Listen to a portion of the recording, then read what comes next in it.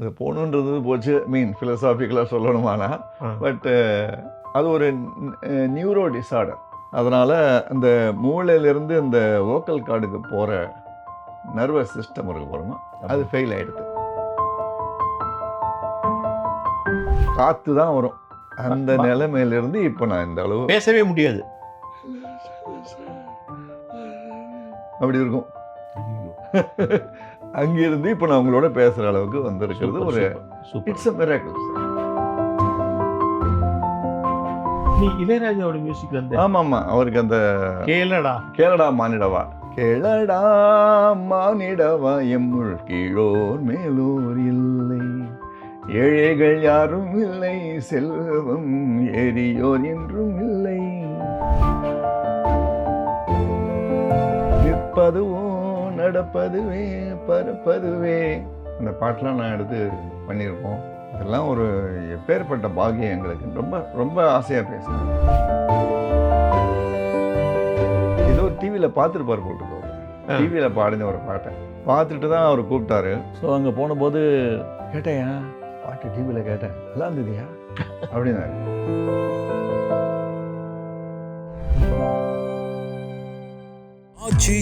எந்த சமையலும் ருசி தேடும் ரகசியம் 20 ரூபாய்.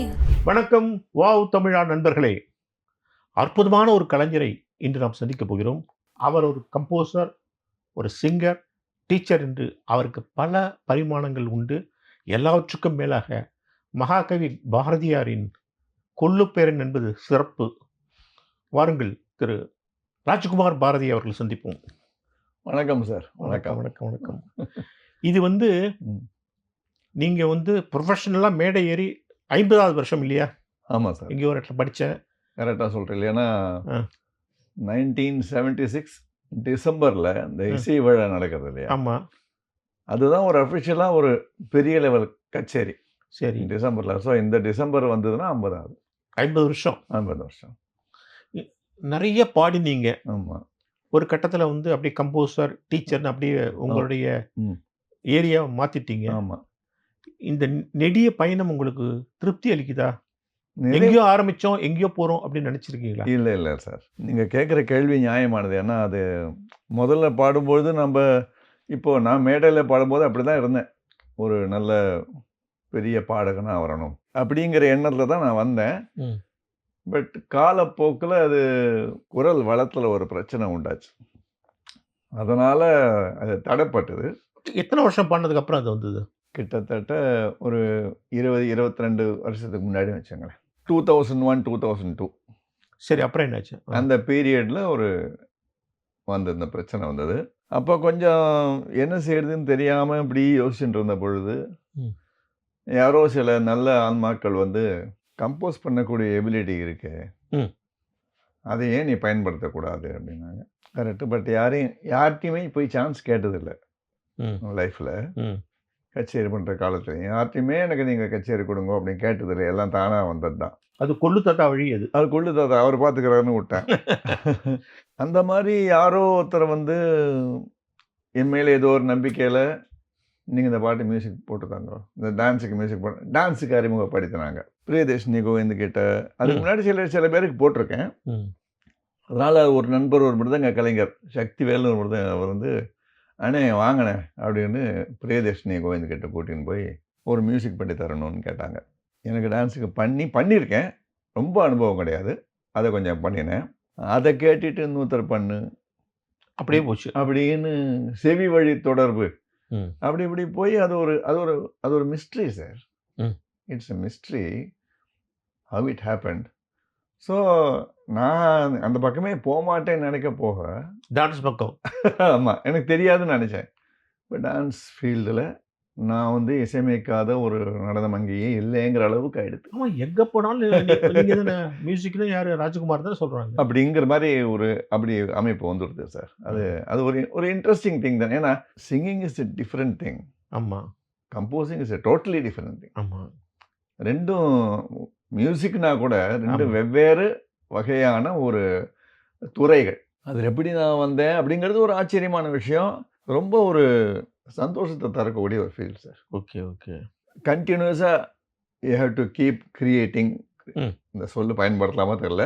To do something like that. ஏன்னா பல்வேறு கலைஞர்கள் இருப்பாங்க. ஆ. அவளுக்கு என்ன விருப்பமோ அதை நம்ம செஞ்சு தரணும். அப்படிங்கும்பொழுது இந்த டிமாண்ட்ஸ் ஆர் டிஃப்ரெண்ட் தானே. ஆமா. ஸோ அதில் அது ஒரு சேலஞ்சிங்காக இருக்கும். அது ஒரு இன்ட்ரெஸ்டிங்காக தான் இருக்குது. ஆமா, டான்ஸுக்கு கம்போஸ் பண்ணும்போது நிறைய ரிப்பிட்டேஷன் இருக்கணும். சங்கதிகள் புதுசு புதுசா போட்டே புதுசு இருக்கணும். புதுசாக போடணும். இப்போல்லாம் எப்படின்னா டான்ஸுக்கு புது புது தீம்ஸ்லாம் கொண்டு வராங்க. முந்தி மாதிரி கிடையாது. ம். முந்தி வந்து மார்க்கம்னு ஒரு மெத்தட் இருக்கும். ம். டிப்பிக்கலாக இந்த புஷ்பாஞ்சலி, ஜெயதீஸ்வரம் வரணும் அப்படிங்கிறது வழக்கமாக இருக்கும். ஆமா, ஆமா. இன்னும் அது இருக்கு. இப்போ புது புது மார்க்கங்களை தேர்ந்தெடுத்து அந்த மார்க்கங்களுக்கு ஏற்கனவே பாட்டை கொடுங்க. நிறைய அதில் மாதிரி பண்ணுறேன். ஆக அது வித்தியாசம்தான். ஒரு இன்ட்ரெஸ்டிங்காக இருக்குது. அண்ட் முதலேருந்து கடைசி வரைக்கும் நாம் தான் அதுக்கு பொறுப்புங்கிறதுனால இப்போ பாட்டு ரெக்கார்டிங் வர வச்சுங்க. ஒரு பாட்டு பாடினே வேலை ஆகிடும். முடிஞ்சு போச்சு. கிளம்பி போயிட வேண்டியதான். இது அப்படி இல்லை. ம். பாடகரை வரவழைச்சு அவருக்கு சொல்லிக் கொடுத்து ம். அந்த பாடலை பதிவு பண்ணி அதுக்கப்புறம் ஆர்கெஸ்ட்ராக்காரரை கூப்பிட்றோம். அதுக்கு என்ன மாதிரி எப்படி மிருதங்கள்லாம் எந்த மாதிரி பேட்டர்ன்ஸில் வாசிக்கணும். வேறு கலைஞர்கள் கூப்பிட்றோம். வயலின் சில இடத்துல யாராவது நார்த் இந்தியன் இன்ஸ்ட்ருமெண்ட்டை கூப்பிடுவோம். கீபோர்டு கூடுவாங்க. கீபோர்டு யூஸ் பண்ணிப்பேன். கொஞ்சம் வெஸ்டர்ன் இன்ஃப்ளூயன்ஸ் இருக்கிற மாதிரி இருந்தால் தேவையில்லைம்பாங்க. ஸோ இதெல்லாம் வந்து நாமே கற்றுக்குறோம். ஒன்று கேட்ட உடனே நமக்கு தெரியாத ஒரு விஷயத்த கேட்கும்போது நம்ம போய் கற்றுக்கத்தானே வேணும்.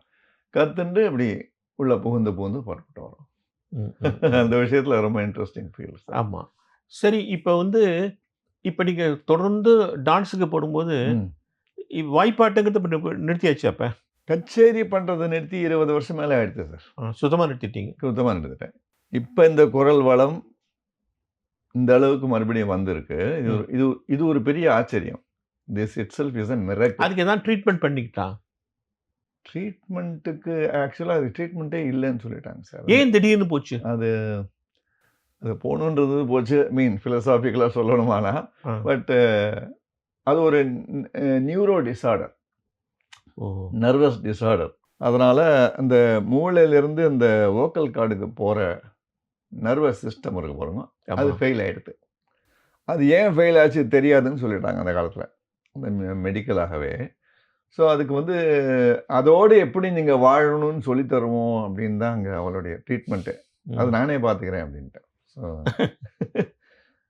பார்த்து அப்புறம் நானாக ரொம்ப ரிசர்ச் பண்ணி என்னுடைய நண்பரோடு சேர்ந்து என் மிஸ்ஸஸ் நிறைய இப்படி ஸ்கேன் பண்ணுவான், ப்ரௌஸ் பண்ணி இந்த வாய்ஸ் ஸ்பெஷலிஸ்ட் யாராக இருக்கலாம், என்ன பேசலாம், அப்படி நிறைய புஸ்தகங்கள், நிறைய வீடியோஸ் இதெல்லாம் பார்த்து எவ்வளோ தப்புகள் நாம் பண்ணுறோம் குரல் வாய்ப்பாட்டில் அப்படிங்கிறத தெரிஞ்சு அதை செப்பனிட முயன்று அதே சமயத்தில் அந்த நர்வஸ் சிஸ்டத்தை கூட்டக்கூடிய மருந்துகளை தேடி போனேன். சித்த வைத்தியம், ஆயுர்வேதம். ஆமாம், அப்படி போய் காற்று தான் வரும். அந்த நிலைமையிலிருந்து இப்போ நான் இந்த அளவு பேசவே முடியாது, அப்படி இருக்கும். அங்கிருந்து இப்போ நான் உங்களோட பேசுகிற அளவுக்கு வந்திருக்கிறது ஒரு இட்ஸ் a miracle சார். ஆனால் இது கொஞ்சம் கொஞ்சமாக போச்சா, அது ஒன் ஃபைன் மார்னிங் போயிடுதா? ரொம்ப ஃபாஸ்ட்டாக போயிடுது. ஏதோ ஒன்று பிரச்சனை மாதிரி இருந்தது, புலப்படலை என்னன்னு.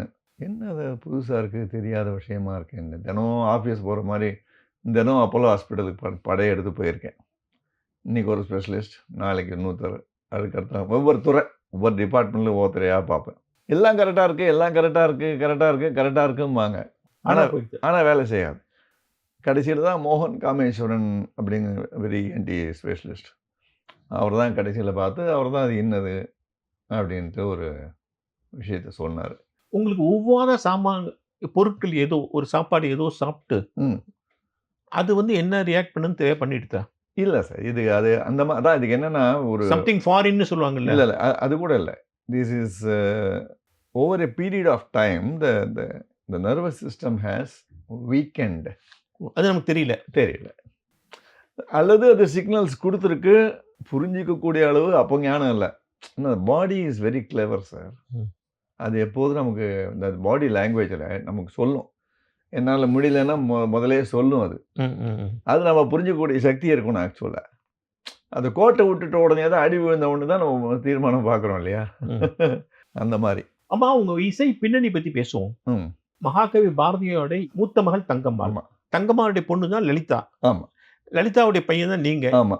உங்க அம்மா வந்து நல்லா பாடுவாங்களா? ரொம்ப அழகா பாடுவா சார். பாரதியார் பாட்டினுடைய அந்த ஒரிஜினல் மெட்டெல்லாம் எங்க அம்மா பாடி கேட்கணும் நீங்க. ம். அப்படி வீராவேசமா உங்க அப்படி அம்மா பாட்டு கத்துட்டாங்களா?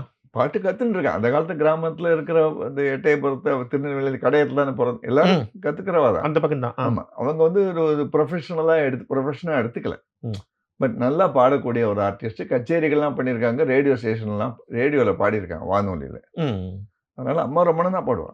சோ நீங்க ரொம்ப சின்ன வயசுலயே 5 வயசுலயே ஆமா உட்கார்ந்துட்டீங்கன்னு சார். கேள்விப்பட்டேன். 5 வயசுல நான் பாட ஆரம்பிச்சுட்டேன். அப்புறம் அம்மா தான் உங்களுடைய முதல் குரு. முதல் குரு அம்மா.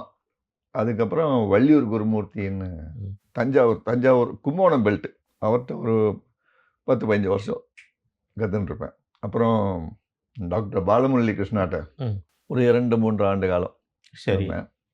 அப்புறம் டிவிஜி சார்ட்ட. டிவிஜிட்ட. டிவிஜிட்ட ஒரு நிறைய வருஷம். அவர் தான் என்ன செதுக்கினார்னு சொல்லலாம். Super, super. He was the one who sculpted me. அது கரெக்டா. நீங்க டிவிஜியோடைய சிஷ்யர்கள பார்த்தீங்கன்னா, எல்லாம் பெரிய பெரிய ஆட்கள். உங்கள சேர்த்து சொல்றேன். உங்களுக்கு இளையராஜா, ஆமா. அது மாரி பல பேரு. ஆமா சார். ஜேசுதாஸ். S, S. நீங்க அவருடைய பெரிய லிஸ்ட்ட பார்த்தீங்கன்னா, எல்லாருமே பெரிய பெரிய ஜாம்பவான்கள உருவாக்கியிருக்காங்க. ஆமாமா. அவர் வந்து ரொம்ப அது ரொம்ப சமர்த்தர். அது ஒரு ஆளினுடைய திறமைய தெரிஞ்சு, ம். அது எப்படி பரிமளிக்கிற மாரி பண்றது ம். அப்படிங்கிறது அந்த ஒரு சூக்ஷ்மம் அவருக்கு தெரியும். ம். அதுல he was a great man. சரி, இப்ப எப்ப மேடை ஏறுனீங்க? ஒரு கல்யாண கச்சேரியில 1974ன்னு நினைக்கிறேன். 1974. சரி. அதாவது நல்ல கான்செர்ட் வீட்ல பாடி காட்டுற கான்செர்ட் மாரி இல்ல. ஒரு மேடை போட்டு நிறைய பேர் கேட்கக்கூடிய அளவுக்கு தட் வாஸ் எ குட் ஒரு அஃபிஷியல் கான்செர்ட்னு சொல்ற அளவுக்கு இருந்த ஒரு கான்செர்ட். அந்த காலத்துல இந்தியன் ஃபைன் ஆர்ட்ஸ் சொசைட்டில காம்படிஷன்ஸ் நடத்துவாங்க. அதுல நீங்க தம்பூரா பிரைஸ் தான் ஃபர்ஸ்ட் பிரைஸ். தம்பூரா பிரைஸ் இந்த வருஷம் நீங்க வாங்கினா, அடுத்த வருஷம் டிசம்பர் உங்களுக்கு ஒரு சான்ஸ். ஸோ நான் 1975ல வாங்கினேன். ஸோ 76ல எனக்கு ஒரு மேடை கிடைச்சது. டிசம்பர் இசை விழால ஒரு கச்சேரி. அங்க ஆரம்பிச்ச பயணம். அங்க ஆரம்பிச்ச பயணம். அகாடமியில கூட நெறைய பாடியிருக்கீங்க. பாடியிருக்கேன் சார். எல்லா அகாடமியில டிடிகே அவார்டு தான் வாங்கியிருக்கீங்க நீங்க. ஆமா. இப்போ ஒரு 4, 5 வருஷங்களுக்கு முன்னாடி கொடுத்தாங்க டிடிகே ம். அவார்டு. அதுக்கப்புறம் எல்லா சபாலயும் நீங்க நெறைய பாடியிருக்கீங்க. பாடியிருக்கேன் சார். இங்க ஆனா உங்க கேரியர் பார்த்தீங்கன்னா, ஆ. விறுவிறுன்னு பீக்குக்கு போறீங்க நீங்க. ஆமாமா. அப்பதான் அந்த குரல் கரெக்ட். இல்ல? ஆமா. 2001 அந்த சமயத்துல அப்படியே. நல்ல உச்சத்துல போயிட்டு இருந்தபோது தான் ஆமா. நடந்தது. ரொம்ப டிமாண்ட் உள்ள ஒரு பக்கம் சினிமால வேற பாடுறீங்க. இந்த ஆமா. பக்கம். ஆமா. கரெக்ட். இளையராஜா உள்பட பல பேர் உங்கள அழைக்கிறாங்க. ஆமாமா. அப்படி ஒரு உச்சகட்டத்துல போகும்போது தான் இப்படி ஒரு திருப்பம் நடந்தது. பட் இன்னொருத்தரா இருந்தா அப்படியே உடைஞ்சு போயிடுவாங்க. என்னடா கேரியரை திடீர்னு இப்படி முடக்கி போடுது ஆமாமா. அப்படின்னு. ஒரு மர்மமான ஒரு பிரச்சனை. ஆமா. கரெக்ட். நீங்க எழுந்து வந்தது பெரிய விஷயம் அது. சார் பாரதியே சொல்லியிருக்காரு சார். கேட்டிலும் துணிந்து நில் நம்பார்கள். ஆத்திசூடியில ஆ. பாரதியினுடைய புதிய ஆத்திசூடியில சரி. ஒரு ஒரு ஒரு ஒரு வாக்கியம். ம். கேட்டிலும் ம். துணிந்து நில். வாழ்க்கையை கண்டு நம்ம அஞ்சு பிரயோஜனம் இல்லையே. நீங்க எவ்வளவு முடியுமோ செய்யத்தான் பண்ணணும். உங்களுடைய முயற்சிகளை செஞ்சுட்டு தான் இருக்கணும். தோண்டு போறதுல அர்த்தம் கிடையாது. நீங்க உட்காந்து அழுதே வச்சுங்க. கொஞ்ச நாளைக்கு இறக்கப்படுவான். ஆமா. ஐயோ பாவம் சார் நல்லா பாடிந்தாரு. இப்போ அப்படி ஆயிடுது. பாவம் சார் அப்படின்னு 2 நாளைக்கு சொல்லுவான். ஆமா. நீங்க திரும்ப அழுதுட்டே இருந்தா வச்சுங்க. இப்போ வேற வேலை கிடையாது அந்த ஆளுக்கு. அப்படி மாறி போயிடும் தானே. ஆமா. ஸோ அதனால நான் முதல்ல இருந்து நான் அப்படி பண்ணல. அப்படியே அடுத்து என்ன பண்றது? அப்படிதான் போனேன். உங்க அம்மா நீங்க நல்லா வரவரெல்லாம் இருந்தாங்களா?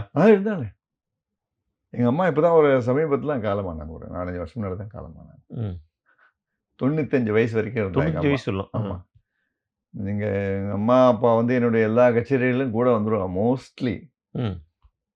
இந்த கர்நாடகால நான் கச்சேரிகள் பண்ணும்பொழுது, எங்க அம்மா, அப்பாவோட நாங்க கார்ல முன்னாடியே போயிடுவோம். பசங்களுக்கு எக்ஸாம் முடிஞ்ச உடனே மிஸ்ஸஸ் வந்து பசங்கள கூட்டிட்டு அவங்கள வந்து ஜாயின் பண்ணிப்பாங்க.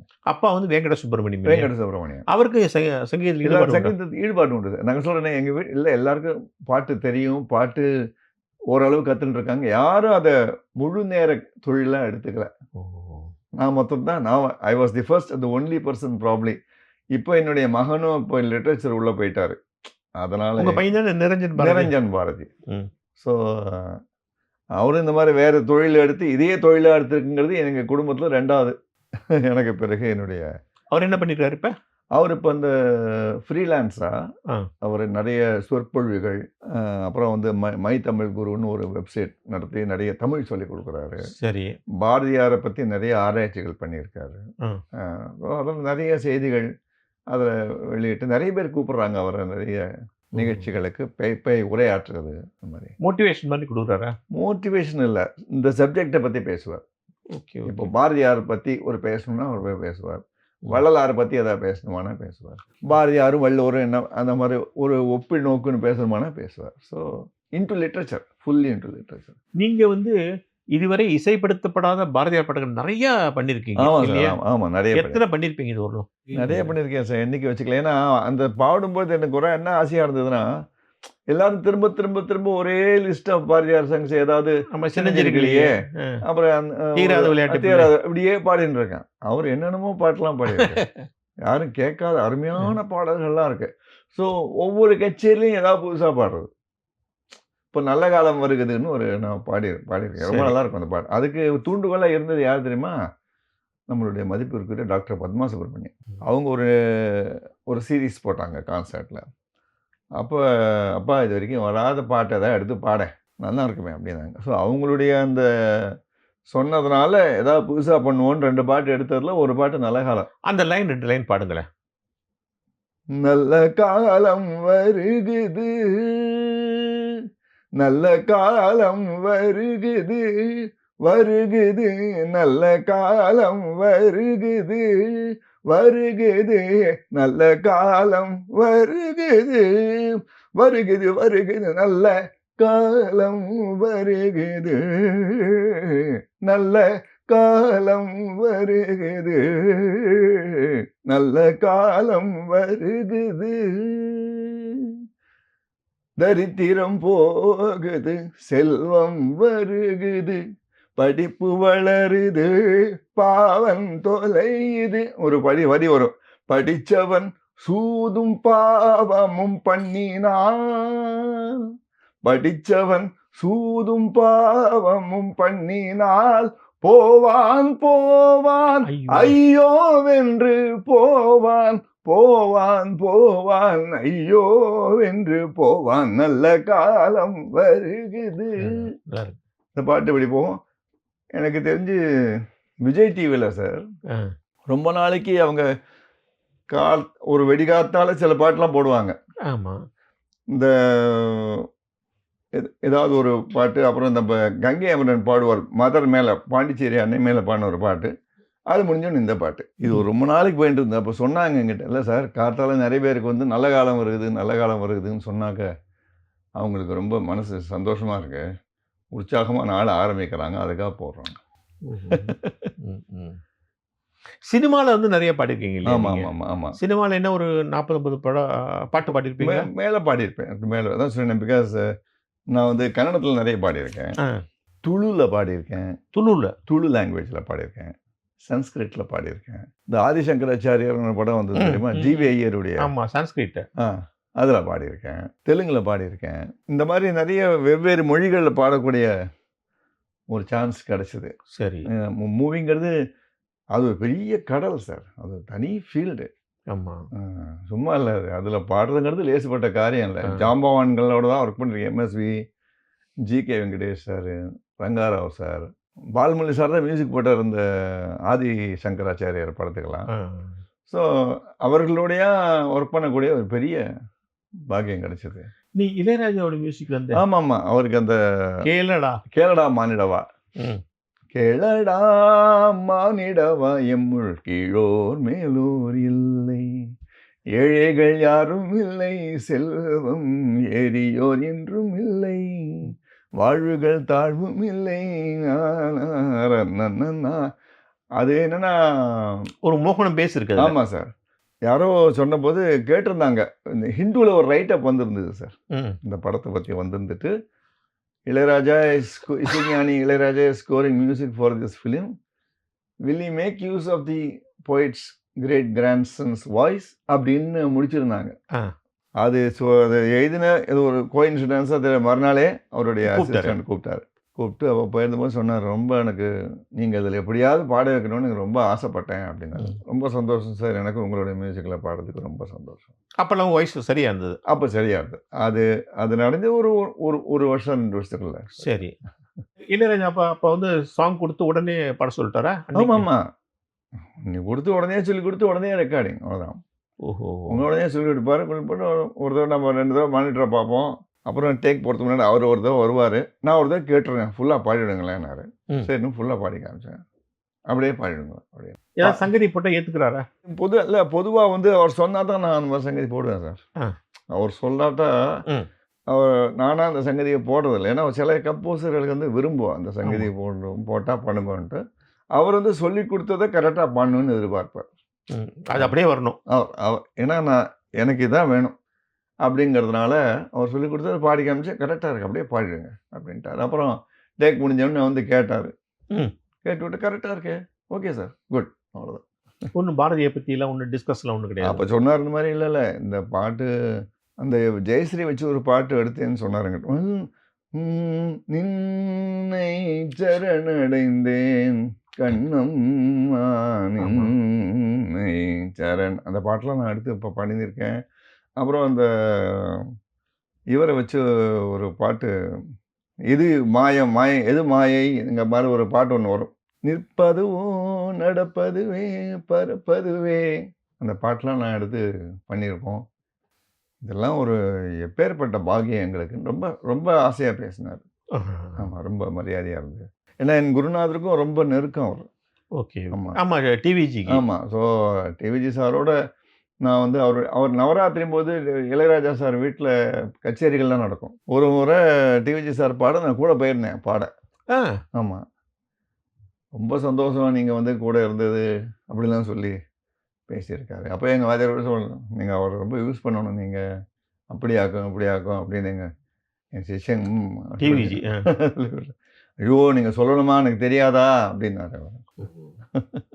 அப்புறம் எம்எஸ்வியோட மியூசிக்ல வந்து நிலவு வந்து நீராட ரொம்ப நல்லா இருந்தது அந்த பாட்டு. ஆமாம், ஏதோ டிவியில் பார்த்துருப்பார் போட்டுருக்கு. அவர் டிவியில் பாடின ஒரு பாட்டை பார்த்துட்டு தான் அவர் கூப்பிட்டாரு. ஸோ அங்கே போனபோது கேட்டேயா பாட்டு, டிவியில் கேட்டேன், நல்லா இருந்ததுயா அப்படின்னாரு. சரி சார், ஆஃபீஸில் வேலையாக இருக்கேடோ? ஆமாம் சார். ரெக்கார்டிங்லாம் வர முடியுமா? எப்படி வேணால் வந்துடுவேன் அப்படின்னு. சின்ன ஒத்திகை வச்சுக்கலாமா அப்படின்னு கேட்டார். வச்சுக்கலாமே சார். சரின்ட்டு ஒரு பாட்டு, முதல் பாட்டு ஏதோ ஒத்திகை போட்டார். அன்பான மனைவி அமைகின்ற வீடு, அழகான ஓவிய கலை கூடம், தெய்வங்கள் வந்து தீபங்களேற்றும் சிங்கார மாளிகை திருமாடம், சிங்கார மாளிகை. அழகான பாட்டு சார். அவர் சொல்லி கொடுத்தார். அப்படி நான் அப்படி எழுதிட்டு இருந்தேன். என்ன எழுதுறே அப்படின்னா, ஸ்வரம் எழுதுறேன் சார். ஸ்வரம் எழுத தெரியுமாயா அப்படின்னா, தெரியுமா சார், சொல்லு. பப்பா மக கம்மா கம கம நீ சா சா சா. அவ்வளோதான், ரிஹர்சல் ஆச்சு. சுந்தரதேசி இருக்கு இதில். ஆமாம், இனிமேல் ரிஹர்சலே வேண்டாம், நேரம் ரெக்கார்டிங் வேண்டான்ட்டார்.